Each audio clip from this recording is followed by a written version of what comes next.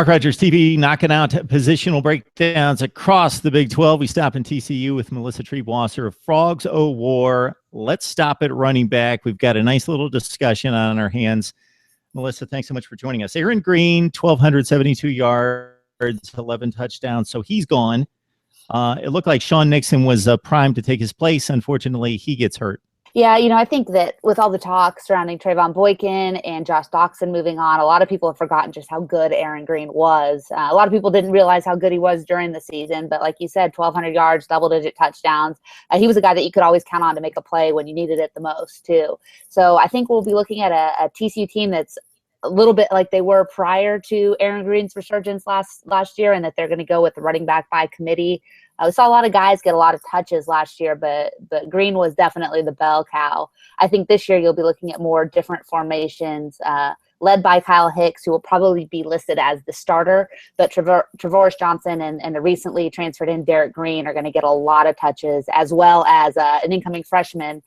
Now you're going to make me say his name, and I'm going to butcher this, but Sewu Olinahu, I believe. We're just going to call him Sewu for now. He is a really exciting kid who has a little bit of Miles Jack in him that he can play both ways, but listed as a tailback currently on the roster.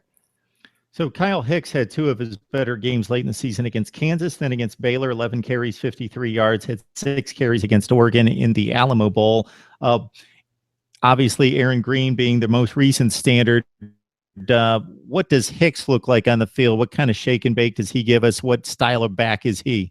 He's a little bit smaller at 5'10", just over 200 pounds. So he's definitely added some weight since a season ago. What he's struggled with is breaking through after contact. He can definitely move. He's got great wheels. He's a kid who was a very highly rated recruit coming out of high school, but I think he blew out his knee his senior year at Arlington Martin High School. And redshirted his, it might have been a red shirt. I can never, these guys, there's so many of them with so many injuries now, it's hard to keep them straight. But came back and has contributed, but hasn't really been a guy that you're going to give the ball to 25 times a game. And I don't expect that will be what happens this fall either. If you get him in the open field, he's really, really dangerous. And he's also a pretty good receiver out of the backfield, which is where TCU's really going to miss Shawn Nixon. He actually had 8 times as many yards receiving as he did running last year. So he's more of a weapon than a pure running back. Hicks, on the other hand, is going to do most of his damage on the ground as opposed to through the air. But he's just not a guy you're going to line up and pound it on 3rd and short and expect to get a lot of first downs. That's where Triebwasser Johnson could be kind of the key for the Frogs. He's a big guy at 5'11", 226 pounds. Who has a nasty, nasty stiff arm, but also has a nasty habit of putting the ball on the ground, which is why he spent most of his previous couple of years in Gary Patterson's doghouse. Oh, okay. All right. Well, he'll have to clean that up because that's one coach who's not going to put up with that. Nice games for Triebwasser Johnson against Texas, 9 carries, 65 yards, and also against the Mountaineers, 6 carries, 52 yards. So at this point, you're probably doing a little homework on Derrick Green, but I can tell you that I remember when he came out of high school and you'd mentioned 5-star status, and he had it from a number of services. This kid was supposed to be the wave of the future of Michigan running backs there in Ann Arbor, and it just didn't necessarily turn out for him.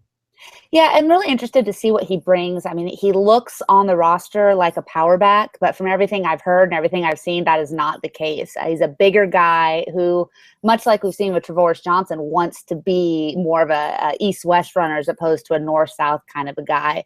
I think in this offense, there's value to both, but what the Frogs have really been lacking the last couple of years is a big back who just wants to go and get that 3 yards when they need it the most on 3rd and short, 3rd and 1, 3rd and 2. But much like the Green that preceded him, Aaron Green, it's a 5-star kid with a ton of talent who went to the Big Ten and just didn't quite get it done in those first couple of years. With the injury to Shawn Nixon, he becomes really, really important, and also a guy who's going to get a lot of opportunities that he didn't receive at Michigan in his first 3 years. So I think if he can show that he can block well out of the backfield, that he's got decent hands, and that he's willing to go up the gut and grab those 3 yards when they're needed, he can really be a valuable weapon for Sonny Cumbie and Doug Meacham in the offense this year. Now, the one thing I will say, Melissa, and I watch a little bit of Big Ten football, is that when Derrick Green arrived on campus, he had poor run blocking lines at Michigan. They were amongst the worst in the Big Ten. As a freshman, 3.3 per carry. And I think, again, if you look to their NFL right now for Michigan running backs like Fitz Toussaint, who had miserable stats at Michigan, and he's good enough to play and get some time in the NFL. Now, 5.7 in 2014, so he gained almost 500 yards, and then back to 3.3 per carry, and only had 42 rushes last season for the Wolverines. So we got Kyle Hicks, we got Derrick Green, we got Triebwasser Johnson fighting for carries for TCU.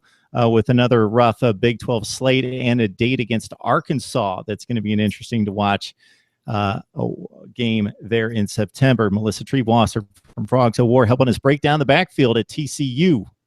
Thanks, Melissa. Yep, you're welcome.